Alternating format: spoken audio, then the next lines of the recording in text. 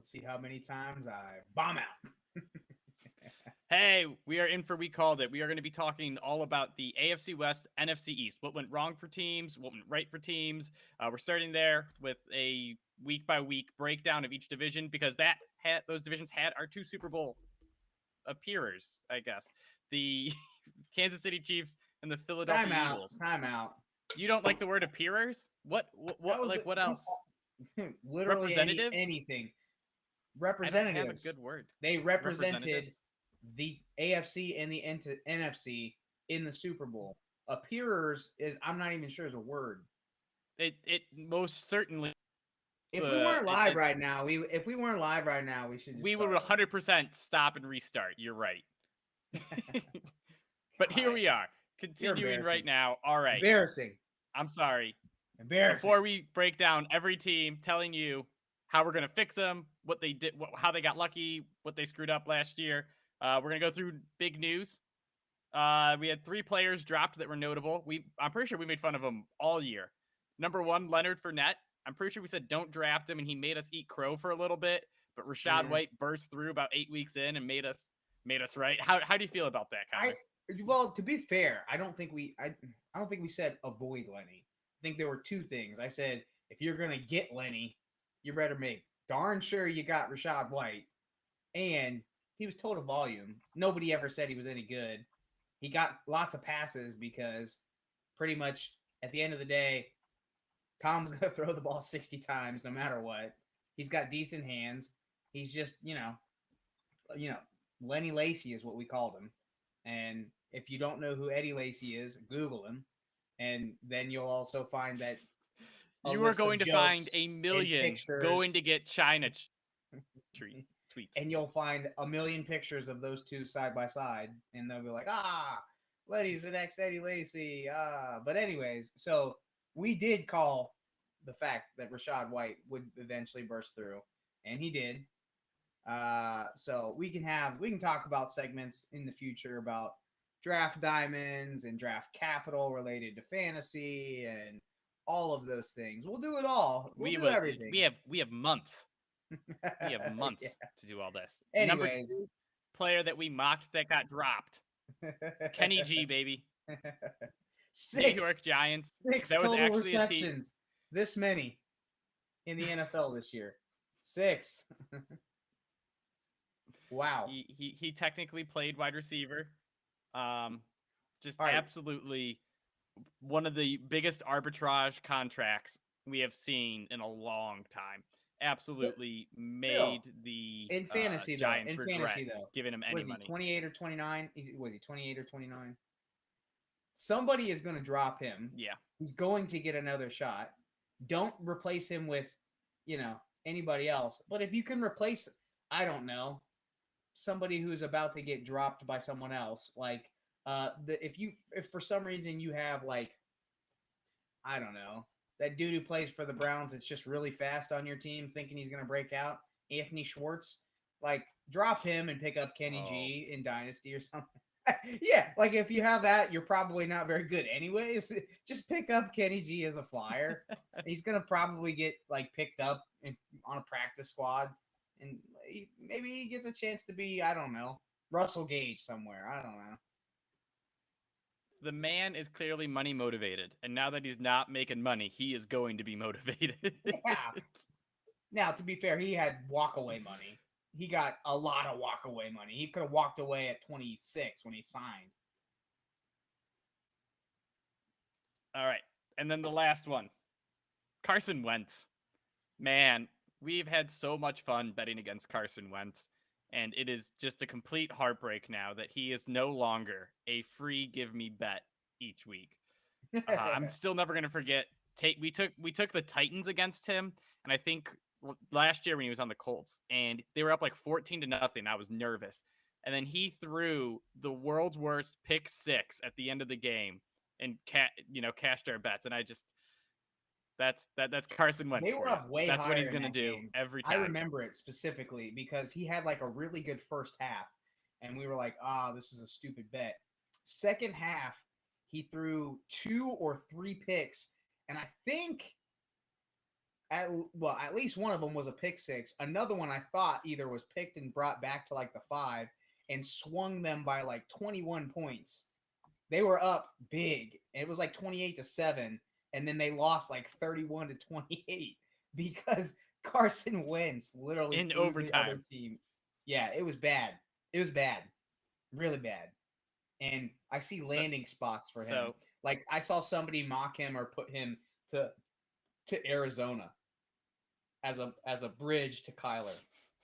I was like, man, I'll take Colt McCoy because supposedly Colt dude, McCoy's hurt and thinking about retirement, may not come back.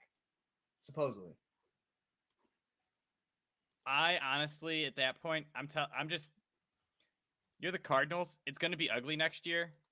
Take it to the chin and just Take go it in get the a good draft. draft pick because Take it in the draft. there's 2 or 3 good draft picks, right?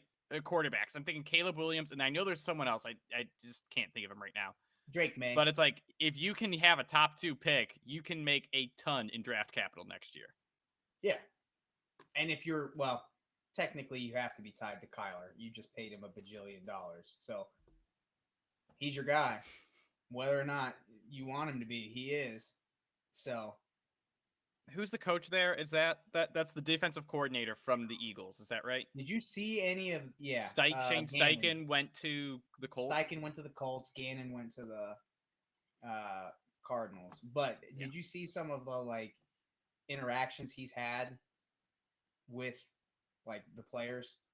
Weird, dude. No. Serious. Google it. I'm serious. Google Gannon. I think it's Gannon and who's the dude that's from Purdue? Little guy, like gadget player, like a Zay Flowers type. Went to Purdue.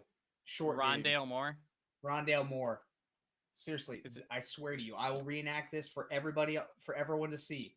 And you guys are gonna think I'm laughing, but you guys are gonna think I'm joking. But it was like this was up there with like the dude for the Jets that sat on TV like this and was just really weird, eyes wide open. You remember that guy? Oh my goodness. Yeah, that was the Jets. Eagles coach. Yes, it was the Jets. Adam Gase. Adam Gase. He's up there, like they're comparing him to Adam Gase. The Eagles coach didn't do much better. Yes, so he quite literally he goes to Rondale Moore. He's like, "What's up, man?" And this is the interaction, and they dap up, and he goes silent, and then he goes, no words, no words. I'm serious. And Rondale's just like, okay. He's like, yeah, you're just gonna be just doing this all day long. I'm like, that's your first interaction, my man. You just got handed the keys to a franchise, and your first interaction is that. It was crazy. It was insane to me. Dude, tell me you're looking it up right now. While we're mocking them, I'm not, because I'm hosting one of the world's renowned podcasts. Dude, people are going to want to see it. Anyways. Watch, right now. People are going to be like, I'm going to go look up that video. Connor was right. We didn't think so. I will look it up as you tell me. We're going to start right there. The Eagles.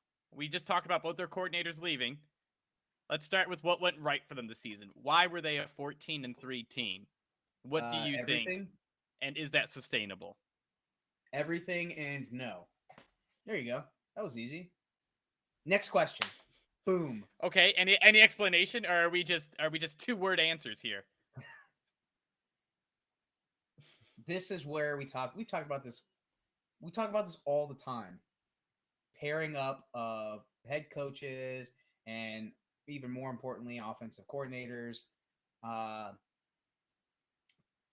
Everything went right because you got the perfect storm. You got 2 stud wide receivers. You brought one in, and it was a hit. It was not a big old Kenny Golladay. It was a smash with A.J. Brown and Jalen Hurts. You had 2 top 10 fantasy receivers, but top 10 productive receivers for stat lines in Smith and Brown. You had a resurgence of Miles Sanders, Steichen, all hits. Gannon, all hits on defense. They brought in Gardner Johnson. He was an All-Pro this year. They brought in Bradbury, borderline All-Pro, Darius Slay, All-Pro. Everything hit for them. And like, ironically, my brother and I were talking about this today, and he made a good point. Like, Geno, perfect storm for him. You have to expect at least some kind of regression. Can Geno do it again? Maybe. Stats and probabilities would say he hadn't done it his entire career. The chances of him repeating are slim, possible, but it's likely to regress a little bit. Same thing with the Eagles. They could repeat. They could absolutely repeat. Stats would tell you, man, like if there were stats that says how defenses performed with brand new defensive coordinators, I wonder it would probably be the stats would probably tell you they were worse. Probably the same on the offensive side. You just lost both. That's a problem.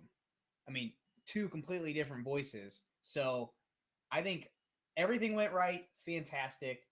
What you have to do, you got to give Hurts his money. Sorry, state of the world, state of the QB market. I think he's worth.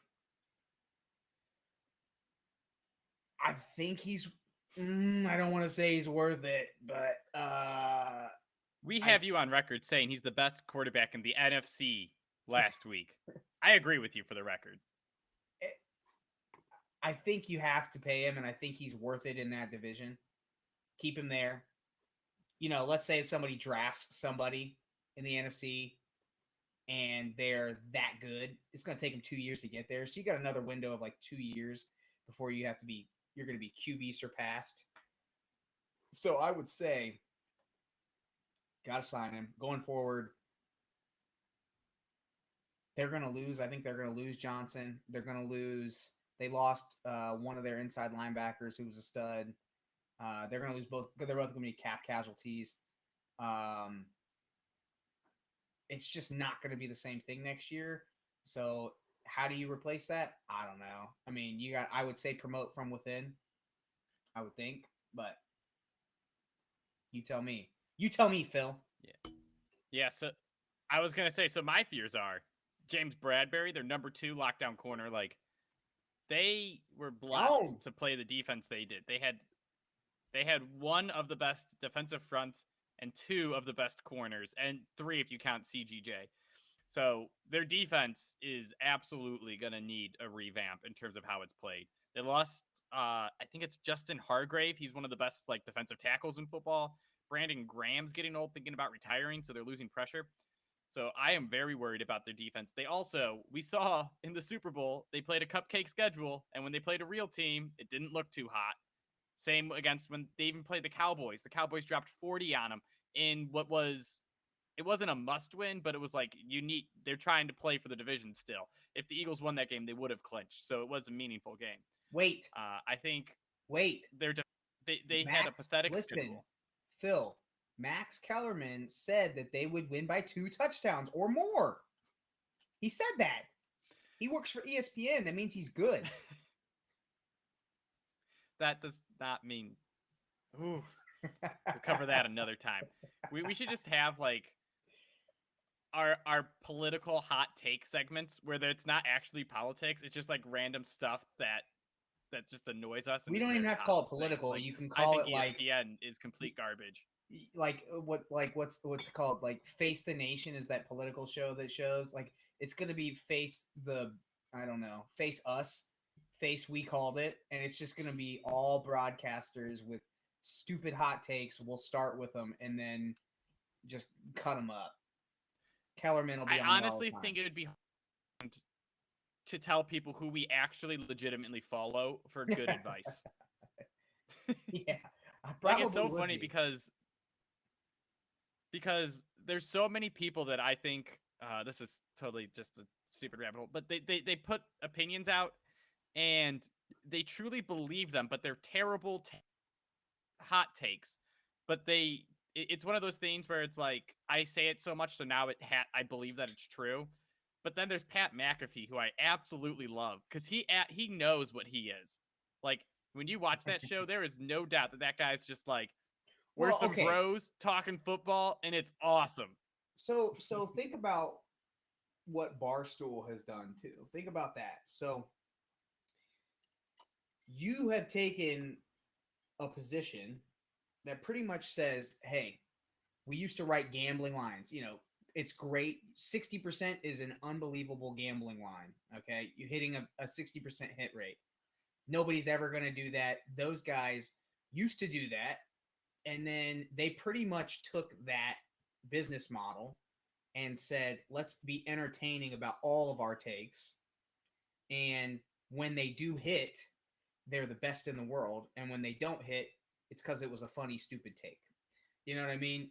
Truthfully, like that's what they did. They turned it into entertainment. Now, Dave Portnoy is famous because he's entertainment because he just says ridiculous things, and then every once in a while he's right, and then so he's like, "See, I'm really good at this." But he also has a same segment. He calls himself Davey Day Trader. Dude would literally take hundreds of thousands of his dollars and be like, "Man, this graph looks like this. Looks like we're betting this." And here he would go buy, 1,000 shares in the market that day. And every once in a while, he'd make money, but the vast majority of the time, he'd lose. That's what we've done. Is You're we've wrong. kind of said entertainment is more important than takes, and we think even in business, I see it all the time. If somebody says something definitively, people are like, "Oh, yeah, he's very confident in his answer. He's going to be right." No. That's what we do on ESPN all the time. Oh my gosh. Every show. This more. Let's get back to what we were doing. I have so much to talk about on that. Anyways, offense now. We'll get through this quickly. That way we can fly through two divisions. What happened on the Eagles offense is they had the best players at like every position. Like there's no ifs, ands, or buts about it. They had the best O-line. They had the best wide receivers. They had a great tight end. Of course they were going to be great. So now they lose the mastermind. Their offensive line's getting older. We'll see how it goes. I'm definitely excited, but I'm cautiously optimistic for the next 2 or 3 years. Next year they'll be good because I don't think it deteriorates too much. The year after is when I'll worry. Yeah, but go look at the rest. We're gonna go through the rest of their division. What threats do you have? Let's go on then to the number 2 team in that division, the Dallas Cowboys. What threats do you have? There is a team that we can't stand more. Does Dak threaten you? I was going to say we can't stand the Cowboys because there is no respect for what they put together. Jerry Jones putting out feelers saying that he likes C.J. Stroud, thinks he's good. Like, come on, man. You set the market 2 years ago with paying Dak $40 million a year, however much guaranteed. Like, I get it. You're a Playboy billionaire, whatever. You're not even Playboy billionaire. You're like 80 years old now. Fine. I get it. It's no money to you. You overpaid Zeke. You overpaid Dak. You haven't paid CD yet. You're not even talking to him about it. Like, you've got Micah. You're going to overpay Micah. You overpaid DeMarcus Lawrence. I mean, everywhere on that roster is overpay, underdeliver. Everywhere. Zeke was an all-pro for 3 years, got paid a ton, and then they ran him into the ground. Like, just ran him over and over and over again. He took that money and went to his local China shop and said, "Give me everything you have in here." Yeah, I mean, just like totally just, and they just refused to do anything. I think that we talk about tread on tires all the time, for running backs especially. And if you've come into the league, like Jahmyr Gibbs, for example, for Alabama, doesn't have a ton of tread on his tires because he wasn't like a 3-down workhorse at Alabama. So he actually comes in as more desirable because he hasn't taken years and years and years of hits. So that's something. But, back to the Cowboys, you got Micah Parsons, you got Trayvon Diggs, you've got not a ton of cap space at all. Highest cap hit, I think, in the NFL this year for a running back, Zeke Elliott.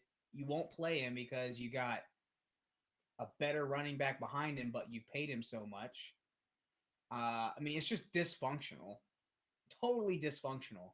When your owner is also your GM, that's a problem because he is so driven by ratings and money. You can't be objective and say, hey, I want to make a sacrifice here because this guy's better. Cut Zeke. Sorry, I love the guy. He's a OSU Buckeye. Pollard is better at this point in his career. That's it. That's the answer. So I'm with you. I think the Cowboys. We always laugh at them, and they have talent, right? And they can beat up bad teams, but they definitely are one of those teams that never shows up when it matters most. When you look at their best wins, they beat the Bengals in week 2 when the Bengals were lost. Like remember their O line just getting shredded by everyone, and they finally figured it out. But then it's like they beat the Vikings. No, I think that was a late primetime game. No one cared. And then they beat the Eagles with Gardner Minshew. When you look at these wins, nothing's impressive about it at all. What they beat the Buccaneers in the postseason. That was literally Tom Brady's last game. I just think again, cupcake schedule, same as the Eagles. It's your division. It's bound to happen. You benefit from it both. But I don't think Prescott, you can win those competitive games. And now they got rid of Kellen Moore. He was the what's it called? The scapegoat for everything. And yeah, that was the other thing. Mike McCarthy's going to stay there. I think that's a huge loss. And now Mike McCarthy's going to look really bad next year. And I don't know what they're going to do because they gave Dak a lot of money when we all knew they shouldn't. I think they've made a mess for themselves, and they get the reward of having a talented team in the NFC. So they're a borderline playoff team every year. I don't see them being less than like a 7-win team, and that gets you right neck and neck in the wild card hunt. So good for them, but they don't have the upside potential to go through and make a huge playoff run, beat the San Franciscos, beat the Eagles, let alone whoever comes out of the AFC. My solution to them: get rid of your dead weight on offense. You can't. And that is, you can't. I know. Get a wide receiver 2 that's a legit wide receiver 2. That's my truest answer. You paid what's his face $1 bajillion coming off an ACL tear. Go draft first round pick. That's it. Okay, all right. Like but that's my solution because they drafted that kid from Southern Miss last year in the 3rd round. Never played. Noah Brown played over him. Again, another OSU guy. Fantastic, great, love it. But if he can't beat him out, they don't have a secondary threat. It's you missed, which means you got problems in your scouting department too. You're not gonna win. You're not gonna do it in the draft. You hit on CeeDee Lamb. I don't think it was a home run hit, but you got I'm gonna stand by that guy's a B+ A- receiver. He is not a true 1, but he plays a slot role. So guy that if you get one B's, but one's outside, one's inside, you'll be fine. So they need an outside. They just need an outside threat. They drafted him at a time where they didn't need him because they had Amari Cooper, but because shiny thing, Jerry Jones goes out and gets the shiny thing, like that. It looks like a great move. As a Browns fan, by the way, that is the best trade of all last offseason. Getting a 5th round pick for Amari Cooper, and then 3 weeks later, the wide receiver market shifting to 1st rounders for Amari Cooper type. Phenomenal, terrible job by the Cowboys. They only paid a 5th. They just had to take on his salary. Is that what you're saying? Yeah, that was the deal. I knew they had to take on the salary, and that was prohibitive because it was $100 million for 4 years, I think. But man, he was down to it wasn't even that bad a contract. And now when you look at what today's wide receivers make, he's a Christian Kirk salary. So yeah, again, fix your offense by replacing the player you traded away last year. Just don't let Jerry Jones run things. That's the real solution. All right, let's go on now. New York Giants. And here it is. I'm going off first here. What went right for them? They were the best coach team in football for 10 weeks. What went wrong for them? They don't have any talent anywhere. My solution, blow it up. Give Daniel Jones a franchise tag because he did well, and watch him get completely demolished week after week when you ask him to be a drop back passer. I don't care that he had 25 touchdowns and 5 interceptions last year. They were running a borderline wildcat offense with him. It was a joke. I don't think he throws a nice deep ball, but I don't think he's a down-to-down passer. Rip the Band-Aid off. Ken said it best last year. I don't want to have a quarterback who is average and puts me at like the wild card competition, because that means I'm never going to win a Super Bowl, and I'm know that I need to replace my guy. Rip the Band-Aid off. Daniel Jones isn't the guy. Get over it. Your defense was well coached but sucks. You know you need new players. Dude, he had like Also fix 275 the O-line. and 75 against the Vikings in the wild card. I mean, that's what people remember. 270. He had like 5 touchdowns. Remember, it was like 2-2. The Vikings, the team that you and I could have thrown 300 yards against. They fired him. They fired that dude within like 48 hours after that game. Okay. Did they get Brian? Oh, I can't wait to talk Vikings. They got Brian Flores. That team. Oh, I'm gonna be pumped about that. Is that good or bad? Oh, I love Brian Flores as a defensive coordinator. I think he's a good defensive coordinator, but I didn't know where you were going with that. I was like, oh man, here we go. So pumped for the Vikings. Side note: they Vikings are letting Cousins play out his last year of his contract without giving him another extension. So they're on the borderline. So watch out for them. Watch out for them next year taking a QB. Anyways, but I know we're on the Giants. But that is the story of every Kirk Cousins team. We will not pay him the following offseason. But they did. They did, though. They paid him, and then I think they extended him this past year to give him a 1 more year after this year, and now they stopped. Yep. Because he was – so they were like, hey, Kevin O'Connell's coming in. Give him 1 more year, so this year and next year. And then he wanted to be extended, and they were like, yeah, you only get 1 of these. So – but, all right, Giants.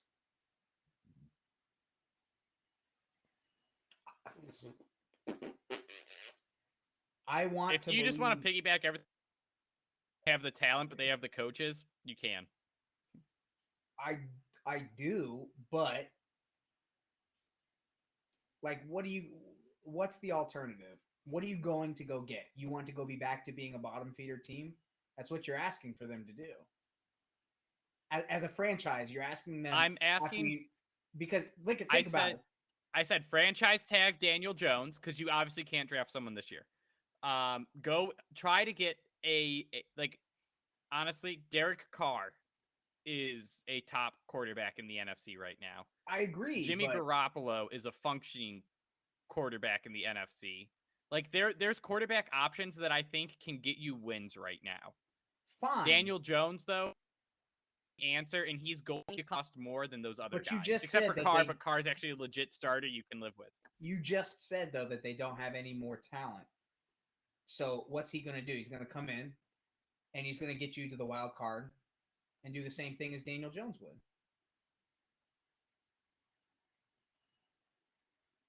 You just said. If we're talking no, Carr. I think once you actually put pieces around him, you will be better. And they are going to get pieces.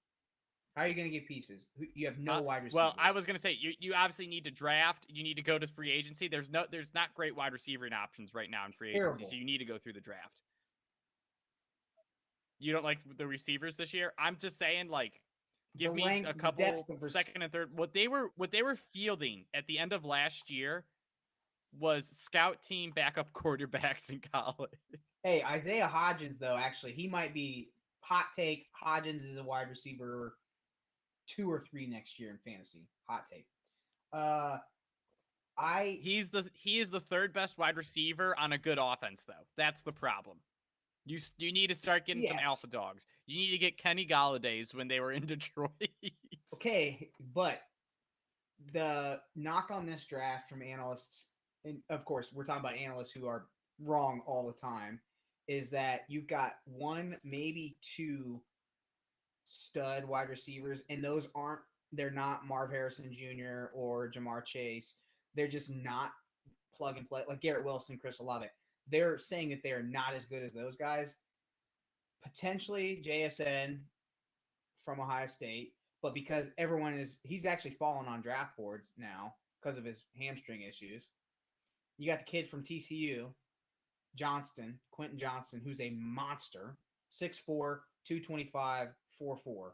I mean, the question is he, I'm serious, this is crazy. You will understand this, though. DK and Kevin White are his comps. DK, wow, fantastic.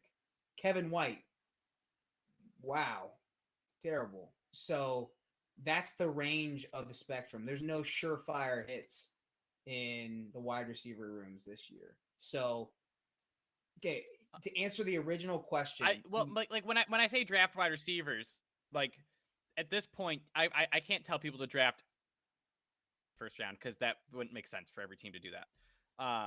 If I said every team should do that because the guy exists one time, but it's just about you got to take shots, and I think at wide receiver, when you take third, fourth, fifth, sixth round shots, if you get two or three wide receivers, rookie wide receivers, and just bring them in, and you hope that one can be a functioning role player, that's great. Amon-Ra St. Brown, he wasn't hyped. I like you just said though Ohio that State they receiver need studs. that's fallen. You just said they need studs though. I said they need players, period. They have one. I don't think they have legitimate, like Richie James is not a legitimate wide receiver at all. Go get a legit one. All right. The hot take for me, I think you franchise tag Jones. He's bridging. Mm-hmm. You sign Saquon. You either sign Saquon or you better get like somebody like Bijan to fill him. This running back class is deep, by the way. And you do everything on the offensive side. That's my opinion. My opinion is you keep the defense the same. If you ain't got it, if you don't have it now, and you did fine, you did okay, you can outcoach, fine. But your best shot is to go all offense. That's my opinion. I think you have a Wink Martindale can coach well, but pay your offensive guys. And then you have Daniel Jones, very crystal clear next year. You know what's going on. Make a heavy upfront deal with Saquon, something like that. And you pay either your offensive line or you go get a real wide receiver. Those are your 4 options. Their solution at wide receiver is T. Higgins next year. No. Bengals GM said, go get your own wide receiver. That's not our problem. He's not. Dude, I saw that. That's because people were calling about a trade. He's not trading him this year. He's going to let him walk in free agency next year. However, Joe Mixon's gone. Right. Joe Mixon's gone. Yes, that's actually great news. We will get to them at another time. But for now, we are going on to one of my favorite team, the Washington Commanders. I don't know why they're your favorite team. What went right for them this year? Oh. Dude, I always talk about how much I love the Washington Commanders. They have a complete defense. They have a solid offensive line. They have great wide receivers. I love their depth, like throughout most positions. The only thing they need is a capable running back. I don't like Brian Robinson. I don't like Antonio Gibson. They desperately need a quarterback. As much as I like Taylor Heineke, and during the year we talk about betting on him for upside and stuff like that, he ain't the guy. He ain't getting it done. They need to go out and they need to get a veteran quarterback. Their team is far too talented to be a bottom dweller and competing for a top pick. So I'm surprised I don't hear more about them in the Derek Carr sweepstakes. I could see them going for a Jimmy Garoppolo or someone. If they went all in on Aaron Rodgers, I would love it. That'd probably be my favorite pick. I know it probably won't happen, but fingers crossed. I just think all they need is a functioning quarterback. Huh? If you're talking about just dysfunctional, from the top down, their top is by far the absolute worst in the NFL. Yeah, But all I was saying, top across the board, I love their talent. Get me a quarterback that can hit Jahan Dotson, Terry McLaurin, Curtis Samuel. That's an awesome receiving core. Dynami Brown's a good deep threat as your number 4 option. But they don't got it, and that's the bottom line. They need to get a quarterback. You don't know anything about And Sam I'm just Howell. talking about a functioning quarterback. Listen, Sam Howell won you a ton of money. You can't go into year. the year saying Sam Howell is the guy, though. That's my problem. Your bank account says otherwise, Phil. That's what it says. Account loves Sam Howell.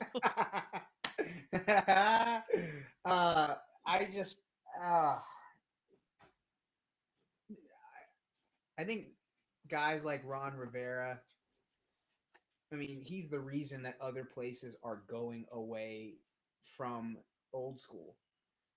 Like, you saw the comment today from a GM from the Tennessee Titans that said, it's great to play Golden State Warriors football in October and November, but the best teams run the ball and play defense in January and February. And quite literally, the winner of the Super Bowl is not a running football team. I mean, it was totally tone deaf. I mean, I couldn't believe people were just roasting him today. Like, that's your GM now in Tennessee. That's great to have an identity. Fantastic. But the game is not that anymore. And Ron Rivera is all about that. Riverboat Ron is all about that. He drafted Brian Robinson, who, by the way, is going to be 24 this year as a second-year guy. And not an athletic gunshot guy. Survivor, Brian Robinson. I mean, he's an athletic guy, but he's not like he's not a bell cow. I don't think anybody thinks he's a 3-down, 4-down type of back. And so he's definitely not a bell cow, and that's my problem with him is that he reminds me of AJ Dillon. He is phenomenal at turning a 3-yard carry into a 5-yard carry. Yeah. He can't turn a 5-yard carry into a 20-yard carry though. And you know, I saw somebody like quote tweeted or something like that. So one side note, Rivera comes out and says, "Hey, right now, Sam Howell's our guy," and then immediately backtracks it later and says, "Yeah, nobody is our guy right now, but yeah, he's the guy to beat. He's basically saying he's going to be taking first team reps." Like, and then somebody quote tweeted it or something was like, Ron Rivera is going to say, I can't wait for Ron Rivera to say this after they're 3-5. Sam Howell is 3-5. They walk in, and all because he wants to throw the ball 20 times a game and run the ball with Antonio Gibson mediocre success, and Brian Robinson for 30, 40 times a game. Dude, that's like when Jason Lick, the GM of the Buccaneers, is like, we're going into the season with Kyle Trask. Yeah, everyone's so like, stupid. No, you're not. Not a soul believes you're not. That. Nice try. Nobody believes that. Not a soul. That's like that's like me having the lack of awareness to be like, hey, Sarah, we're gonna play a game where we go out to a bar and see who can pick up more of like pick up more people. And clearly Sarah's gonna win. It's not gonna be a competition. Like, why would I even propose that? Yeah. All right. I think so. We're done. We're done with the NFC. Great. I don't think we get. What would you do? Would you say clean house and bring in people that know what they're doing at football? For which one? Commanders? The Commanders. Oh, I think you're not. I think you as a defensive coordinator. I think Ron Rivera is a defensive guy, and I think he's old school defensive coordinator. What worked for him in Carolina with Cam, it's just not going to work. He doesn't have that. I think you go get a quarterback. I think you go get a plug and play quarterback. You don't have a ton invested in Sam Howell, and a guy like a Derek Carr, like that would be a dark horse landing place for him. We just talked about at the top. If I got the option to go to the Jets or Tampa or another QB needy team, I would not pick the Commanders first. I just wouldn't. So Dan Snyder came out this week and said "All right, I'll sell my team, but you got to indemnify me for any pass. I'll sell the team." And by the way, Jeff Bezos still can't buy it. Dude, it is so shady. First of all, dude, that is billionaire playing child ball. Second of all, the fact that the other owners haven't voted him out makes me think it's like he has a loaded gun on all of them, or a smoking gun on all of them. That's what he says. So it's just like, does. Get rid of me. I dare you to get rid of me. He says he does. I mean, he's publicly come out and said this is a campaign.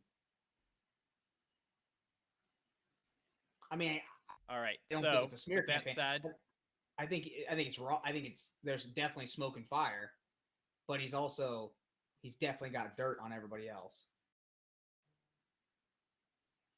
All right. So with that said, let's go on to the AFC West now. We're going to start really easy with the Kansas City Chiefs. I don't think there's any way other to put this than what went right is you got rid of Tyreek Hill, got a first-round pick back, and your offense didn't skip a beat. The fact that you can lose one of the most dynamic playmakers in the NFL and it doesn't matter to you at all is phenomenal. And then defensively, they brought in 4 rookies or something like that. Their corners and defensive backs were all rookies, and it didn't matter. They shut people down. My answer to what you need to do is whatever you are currently doing. If it ain't broke, don't fix it. Get rid of Juju. The Chiefs. Get rid of Juju. Draft a wide receiver. You know, they have Justin Ross on their roster. You know, I mean, hey, develop him. See what happens. Dude, don't get me started with my Madden team. Justin Ross is my wide receiver 1. Hey, I mean, don't do anything different, obviously. At some point, Kelsey fall off a little bit. Don't know when that is. Tight ends can play for a very long time at a high level for a very long time. So keep riding it. Spagnuolo sucks at gets better as it goes on. Decides he's like Swiss Army knife with certain people on it. In this last case, it was 2 years ago. It was the Honey Badger. Last year, it was L'Jarius Sneed. You know, obviously don't do anything. So that one's I wish I could give them advice, and I can't because they're perfect. Get rid of Juju. Come on. All right, let's go on to the number 2 team. Get rid of Juju. I'm sure we have loads of advice. The Los Angeles Chargers came in second in this division. Were hyped coming in. I think they were like 4-6 at one point and went on like a 6-1 run to end the year. I think I hit on their bets a lot throughout the season because I was loving their matchups and they were. How many times I tell you the problem if they got hot, they would be ridiculous, and they did. Dude, they were great all the way through the first half of the playoffs. But of course, we all know that was by far the worst playoff showing maybe ever, right? I think it's borderline the biggest playoff comeback allowed. Was that 27-0 at one point in the first half, and they blew it. So yeah. With that said, they spent money to get Khalil Mack. They spent money to get Justin Jackson, J.C. Jackson at corner. What are you doing to fix this team? Well, they already started.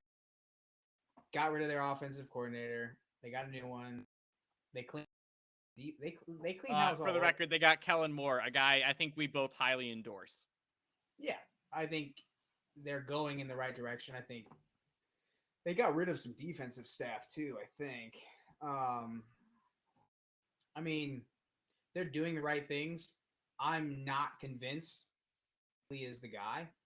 Now you're worried about getting everything else right except for the top, the Eagles. You got to get rid of. You're probably gonna have to cut some dead weight, take some losses on the defense. They're gonna keep. They came out. GM came out and said he's gonna keep Keenan Allen. They're trying to give this one more good go. Is what's gonna happen. They're trying more good go with Staley and if the wheels fall off, they may groom Kellen Moore. That's my hot take. I think if their offense does well and their defense sucks, Kellen Moore gets the head coaching job next year. And if he gets endorsed by Herbert and blah, blah, blah, I think they're giving one more shot to them. What do? I think you cut some dead weight, see what you can get out of it. Man, I mean, Austin Eckler, Keenan Allen, Mike Williams, if Mike Williams could ever stay healthy, Josh Paul. Not a lot broke coaching. I'm with you. I think 100%. So I think the PFF guys brought it up when they were interviewing Staley. The Chargers had the lowest average depth of target last year. It was about 6 yards. And you and I talk about how like the magic of Justin Herbert's arm. What they need is a burner outside of Mike Williams. Mike Williams is their deep threat, and it gets brought up over and over again. He's their deep threat, and he's their red zone guy. That is just touchdown potential all over the field. He's their when he's out, the offense turns into 5 yards Keenan Allen, 5 yards Josh Palmer, and you can't sustain drive. Like, I don't care how good your offense is, you need to be able to create chunk plays, and that's why the Chiefs, they have Mecole Hardman. They had Travis Kelce. They had MVS. They had so many options that could bust out down the field and create a chunk play, or a defense that it gave up passing yards, but it forced turnovers. It forced sacks. It forced big plays. You got to create those big plays, and I think that's what the Chargers were missing. I think Kellen Moore can bring that. He can bring creativity to the offense. I'm really excited for their offense again, but I believed in Brandon Staley after his first year. I thought he was following the analytics minded front office for the Chargers, and clearly that was not the case because he backed off of doing whatever it was. And you know what? If you're just gonna flop your guns like that, that's why his defenses look shaky, and that's why I'm very low on him. He probably was the guy that recommended bringing in J.C. Jackson, a guy who was an elite shutdown man corner for the Patriots and looked like hot trash for the Chargers. That is a huge problem. I don't know what they're going to do. If their defense looks bad again, I would borderline be out on Staley already this year, but if you're giving him another go and the defense isn't up to it halfway through the year, I think you got to let him go and just bring in someone that can come up with a new idea and get this defense working in the right direction. That's what I'm saying. You brought a platform, Staley sucked. Kellen Moore and say, hey, Kellen, you got 8 games to prove yourself why we should have this head job. There you go. Done. I mean, that they're kind of doing succession planning already. Yeah, I love the Kellen Moore move. That kind of feels like that we screwed up on Brian Dable, so we're bringing our guy in here because didn't they hire him within 24 hours of being fired by the Cowboys? Yeah, phenomenal. It was all right. Let's go on. Crazy. Team number 3, the Las Vegas Raiders. I know you hate yourself some Josh McDaniels. If you want to go and tee off on what went wrong for them, you're welcome to. I mean, talk about it. Like everyone cracks on guys like Byron. Let me back up. Everyone talks about Nathaniel Hackett being outproduced by Aaron Rodgers and basically silver spooning him to. Nobody's saying anything about McDaniels in his second stint as a head coach, twice getting bumped up. Nobody's saying that. So I am shocked that nobody is jumping on this train at all. And in fact, they tried to fire him, but they don't have any cash, so they can't fire him the severance. Uh, as long as he's there, I am worried about them. I just am. I think they're going to squander. I think they're going to squander Wall and Renfro.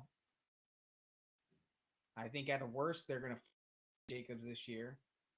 And if they're going to bring in a hand-picked guy from it's either Jimmy G, Aaron Rodgers. They're obviously not bringing, but it's probably Jimmy G or Aaron Rodgers. Okay, Jimmy G because he was with him in New England. If work 6 games in, 7 games in, get out, be done, cut bait. Sorry, start over. Sorry, Jimmy G. I mean, you up this royally twice as a head coach, and so what do? You do partially what they're doing, which is go get a quarterback that you like, but you decided that he's not your guy.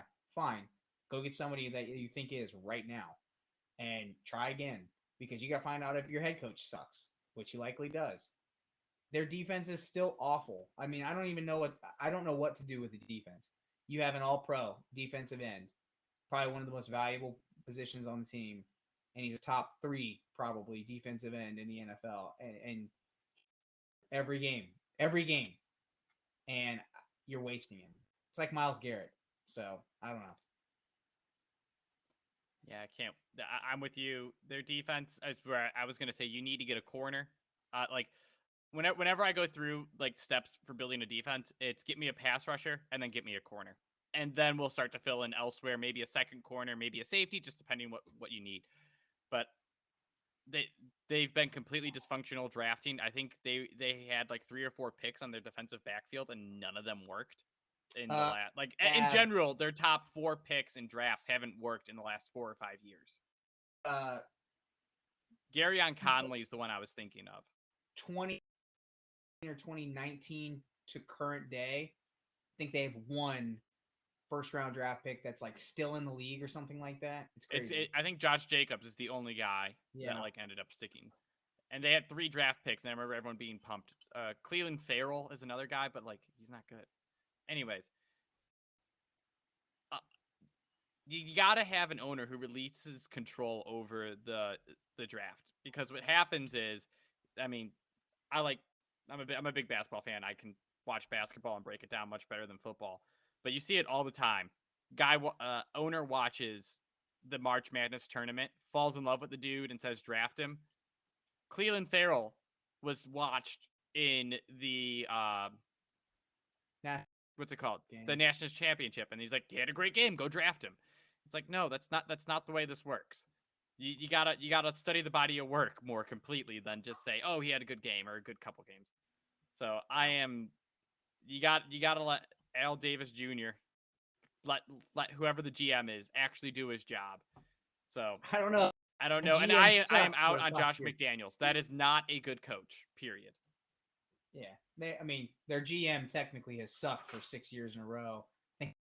Was it sort of a G? But it's like saying the Cowboys GM has sucked for 6 years in a row. Has it been the Cowboys GM, or has it been Jerry Jones overriding decisions? That's fair. So, all right, let's go on to the last team, Denver Broncos. Walmart taking over the league until Jeff Bezos buys it from them because he makes more money. But new ownership, new head coach. We harped on it all year. Don't say they need new coaching. Sean Payton's in. The new coach is here. Limited ability to do much. I don't think they have a first-round pick because they traded both of them away that they had. So, Russell Wilson or bust is the question. Do you think Sean Payton? They might have gotten one back. They might have. Bradley Chubb. They gave it up to the Saints. It was they gave up their first pick this year to the Seahawks. That's right. Then they traded Bradley Chubb, and then they gave up that pick for Sean Payton. That GM for the Saints got a first back. That's like fantasy football right there. He got his first back. Dude, that would be like trading your first rounder to have like. So you and I are in a league. I'd be like, hey Connor, set my lineup for a week. I'll give you my first round pick next year. But then you go find another back just a little bit later somehow. I don't. Anyways, I mean, this is it. Like you are. I think what you're doing is right. I think nobody needs to talk about the disaster of last year. You got a yes man that was there. He's out. You made him. You made the right move in getting him out even before the season was over. You got Sean Payton. If anybody can fix it, he can. And let's say it sucks next year. You're stuck with Peyton. I think you're maybe stuck with Wilson too. I mean, you are, but at least Peyton you're stuck with Wilson for at least 2 more years or 3 more years. Yeah, but at least you get Peyton in the draft room to do 1 or 2 or. So you suck for the next 3 years. You show signs of life in 2. That's better than having a nobody.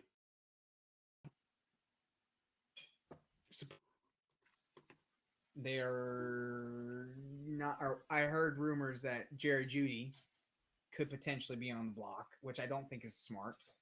But if it's got to be, go up and get somebody in the first round. I don't know how that would work, but you lost Ajiro Evero, so you lost a defensive coordinator. It's not good. I don't know, man. I just this could really poorly. I am a big Wilson cannot be that bad. I think, but you hope dude's 34. He ain't young. I'm with you. I was a Russell Wilson believer. The Let Russ Cook movement was one I was highly a part of in Seattle. And Javonte Williams' injury is now scaring me because it's looking like Russell Wilson needs an 8th defender in the box, right? Because he can't throw to the middle of the field. When you put 2 safeties deep, him hitting like in between the hash marks or in between the 20s and moving the ball down the field that way is something he might not be able to do. So a run game helps him do that and lets him utilize his deep balls, which is like by far the best part of his game. However, I believe Sean Payton will find a way to make this work. He made it work with Drew Brees. And I know Drew Brees is next level intelligent, next level accurate, like Hall of Fame, obviously. But I think Russell Wilson can be good enough at those things, and I think they have good enough receivers. And I know you're worried about Ajiro Evero leaving, but they did get Vance Joseph, a man who is a good defensive coordinator. I'm not going to say great, but, good enough. So the bottom line is the personnel's there. Top to bottom, a couple more offensive linemen, but you can go and I'd say just go draft two or three. You'll get 1 starter out of it in this year's draft, and it should help you a lot. But your defense is there, your receivers are there. You just need to find a way to get Russell Wilson to not be the worst quarterback in the NFL. The problem is, of course, your division where you have Chiefs twice, Chargers twice, and fortunately the Raiders twice. But you could be looking at a 2-4, 1-5 record year after year unless you become a 10-win team, and that's rough. So, in terms of solutions, make Russ back to a top 8 quarterback and compete. Go through. I was gonna say this. Sean Payton is the answer. He was the best coach available, and you got him. And it was, we talked about it. There was some hesitancy on both sides, but, Walmart owners said, whatever you want, we will give to you, and we will call it a rounding error on our checkbooks. So here we are. Good luck to the Broncos. They have the 4th place schedule. They get the Jets, they get the Browns, they get the Texans. Depending on what those teams do in the offseason. I know I hyped up the Browns going into next year, and I'm a Browns believer. Most people aren't, though. So, good luck to them. I do like... The problem is, even if I like this team, I can't put them higher than the Chargers. They're the third team in the AFC West, even if I think they go 10-7. Bottom line. Go Sean Payton. Look at that. Perfectly. Right at 1 hour. I could have hit stop right there when you said go Sean Payton, and I didn't. And we're still rolling. Clip it. Any last words? I was gonna say the only thing I missed is Eric Bieniemy to Washington makes me want them to get a better quarterback 10 times more. I think it's a good chance. I mean, what he does, sense to go out and do what you said. Don't have him start over with a Sam Howell. Go out and get him something that, hey, you and me, like we've been in this league for a little while. He doesn't. The team is already bad on offense. He doesn't have to like start from scratch with somebody. He can say, hey, this is how we did it. And he can say, oh, we did it this way. And the quarterback can say, oh, we did it this way. All right, cool. Let's come to a together, because people still don't know if he can call play. At least you can have somebody like Derek Carr be like, yeah, we tried that. It sucked. Josh McDaniels sucked. You know, I think you're starting him behind if you're like, hey, man, you've never called plays before. We need you to take on another rookie quarterback and teach him the ropes. Woof. Good luck. Yeah, I am with you. This guy,